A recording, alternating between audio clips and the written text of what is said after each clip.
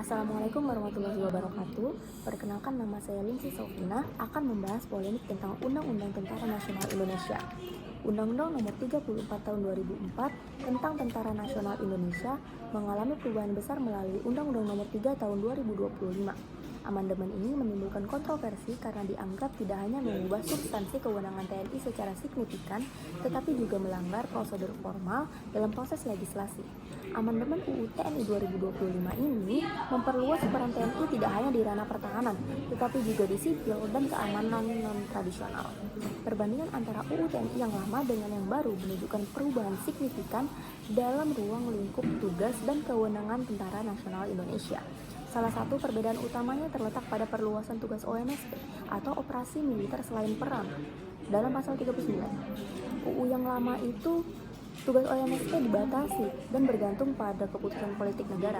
Namun pada UU yang baru tugasnya itu cakupannya lebih luas lagi hingga mencakup pengamanan objek vital, penanggulangan konflik sosial dan lainnya. Selain itu, aturan tentang larangan prajurit aktif menduduki jabatan sipil yang sebelumnya ketat diatur pada pasal 7 ayat 2 kini menjadi lebih longgar dengan adanya pasal baru yaitu pasal 47A yang mengizinkan prajurit aktif mengisi posisi strategis di sipil seperti di BNPB atau Badan Nasional Penanggulangan Bencana dan BSSN atau Badan Cyber dan Sandi Nasional tanpa diberhentikan dari dinas aktifnya.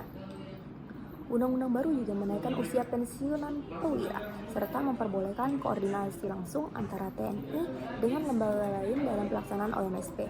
Meskipun perubahan ini diklaim untuk meningkatkan efisiensi dan respons militer terhadap tantangan keamanan modern, banyak pihak yang menilai bahwa hal ini akan membuka ruang kembalinya di fungsi TNI yang telah terjadi pada masa Orde Baru terdahulu dan mengaburkan batasan peran militer dan sipil dalam negara. Halo semuanya, perkenalkan nama saya Mustafa Rizkian Sapujo dengan NPM 2451051. Saya akan menjelaskan mengenai pembahasan mengapa kami pro terhadap pembuatan secara material dari undang-undang yang sedang kontroversi ini, undang-undang TNI. Jadi yang pada intinya adalah kami tidak setuju atau kontra secara formil, tapi secara material yang menurut kami di sisi itu masih masuk akal. Oke, yang pertama itu ada di undang-undang TNI pada pasal 7 tentang tugas TNI. Pada tahun 2004 itu terdapat 14 poin apa itu tugas TNI. Tetapi pada revisinya itu terdapat 2 tambahan. Dan dimana untuk yang pertama adalah membantu dalam upaya menanggulangi ancaman cyber, dan yang kedua itu membantu dalam melindungi dan menyelamatkan warga negara serta kepentingan nasional di luar negeri. Dimana menurut kami itu adalah salah satu memang tugas TNI, yaitu menjaga kedaulatan NKRI itu sendiri. Sehingga menurut saya tidak ada kontras secara materi.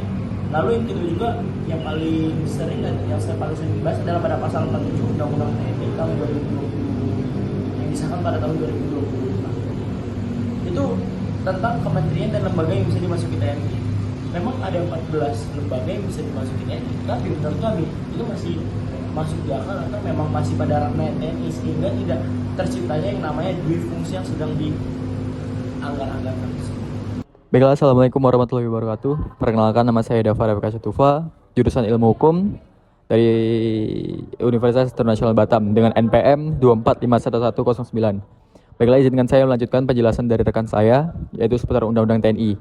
Dan bagian saya ini adalah menjelaskan tentang kontraformil terhadap Undang-Undang ini. Seperti yang kita tahu, Undang-Undang TNI itu telah disahkan kemarin ya, baru-baru ini menjadi Undang-Undang. Yang sebelumnya itu masih RUU atau Rancangan Undang-Undang. Nah, meskipun ini sudah disahkan menjadi Undang-Undang, kita semua tahu bahwasannya sangat sulit untuk mengakses Undang-Undang TNI maupun RUU TNI. Nah, hal ini jelas menghambat hak masyarakat untuk mengetahui isi hukum yang akan berlaku atas dirinya. Bayangkan saja waktu undang-undang ini masih bentuk RUU atau rancangan undang-undang, di situ masyarakat sudah minim dilibatkan dalam pembentukannya. Waktu itu kami sebagai mahasiswa hukum telah mencoba untuk mengakses file tersebut di Google. Kami mencari di website DPR-nya bahkan, tapi tetap sangat susah untuk mengakses atau mendapatkan file tersebut. Bahkan ketika sudah menjadi undang-undang pun tetap susah untuk diakses. Nah, hal ini juga melanggar landasan hukum yang ada, yaitu di Undang-Undang Dasar, tepatnya di pasal 28F, yang berbunyi, setiap orang berhak untuk berkomunikasi dan memperoleh informasi, serta menyampaikan informasi dengan menggunakan segala jenis saluran yang tersedia. Nah, saluran yang tersedia kan di sini kita yang paling gampang adalah Google. Nah, di Google sendiri undang-undang atau RUU tersebut sangat susah untuk diakses. Nah, jadinya undang-undang ini melanggar pasal yang tadi saya sebutkan, yaitu pasal 28F Undang-Undang Dasar. Lalu kita lanjutkan, di sini poin keduanya adalah publik tidak dilibatkan dalam proses pembentukan. Dari tadi proses pembentukan saja, masyarakat itu tidak diberikan akses atau ruang partisipasi yang layak dalam pembahasan RUU TNI ini. Dari file yang tidak diupload, terus tidak ada forum terbuka, nggak ada konsultasi publik, maupun kanal pengajuan atau masukan yang diumumkan secara transparan, itu tidak ada. Hal ini juga lagi-lagi melanggar undang-undang yang berlaku. Saya telah mencari-cari undang-undang atau sedikit mempelajari undang-undang. Saya menemukan Undang-Undang Nomor 12 Tahun 2011, yaitu tepatnya di pasal 96 ayat 1 yang berbunyi, masyarakat berhak memberikan masukan secara lisan dan atau tertulis dalam pembentukan peraturan perundang-undangan. Nah, di kalimat awal, masyarakat tuh berhak memberikan masukan. Nah, bagaimana masyarakat bisa memberikan masukan ketika filenya saja itu tidak ada? Bahkan kita mengetahui isinya saja tidak bisa. Lalu bagaimana kita memberikan masukan? Nah, kalau misalnya masukan dari awalnya tidak diafiliasi atau tidak difasilitasi, mohon maaf salah ngomong, bagaimana ya tuh bisa berkontribusi kita? Lalu poin yang ketiga adalah lagi-lagi ya, dokumen ini tidak dapat diakses secara umum. Dari RUU sampai undang-undang itu sangat susah untuk diakses. Dan lagi-lagi ini melanggar pasal 9 ayat 4 Undang-Undang Nomor 12 Tahun 2011 yang berbunyi, untuk memudahkan masyarakat memberikan masukan sebagaimana dimaksud pada ayat 1, rancangan peraturan undangan harus dapat diakses dengan mudah oleh masyarakat. Iya, harus diakses dengan mudah oleh masyarakat. Sementara kita ingin mengakses saja nggak bisa, jangan kan mudah, bahkan jatuhnya ini tidak bisa diakses. Lalu poin yang keempat adalah proses pembahasan yang dilakukan secara tertutup. Saya yakin beberapa rekan saya di sini sudah mengetahui bahwa kemarin sempat ramai di TV atau television bahwa DPR membahas undang-undang ini secara tertutup. Lalu ada beberapa pemuda yang mencoba untuk mendobrak dan masuk ke rapat tersebut, tapi diusir.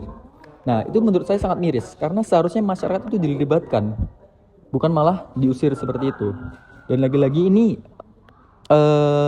bertentangan dengan pasal 28D ayat 1 Undang-Undang Dasar 1945 yang menyatakan setiap orang berhak atas pengakuan, jaminan, perlindungan, dan kepastian hukum yang adil serta perlakuan yang sama di hadapan hukum. Ingat ya, perlakuan yang sama. Kita nih masyarakat harusnya mempunyai perlindungan dan kepastian hukum yang adil.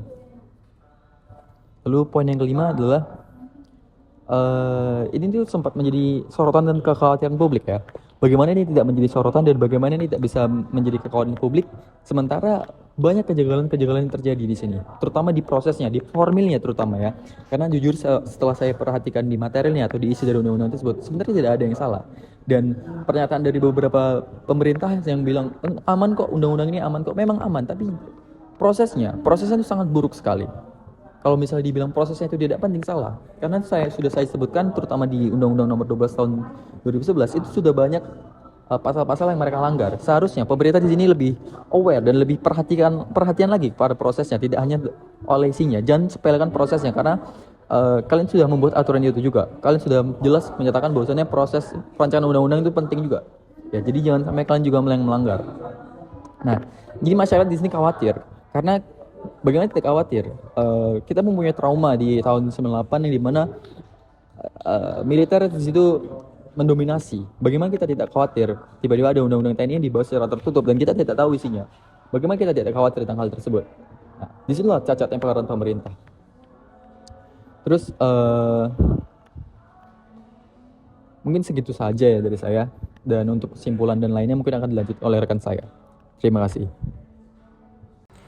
Kesimpulannya, perbedaan UU TNI lama dan yang sedang diusulkan dapat signifikan, terutama pada perluasan fungsi dan peran TNI dalam urusan sipil. Secara material, perubahan ini dianggap relevan untuk menjawab tantangan keamanan baru.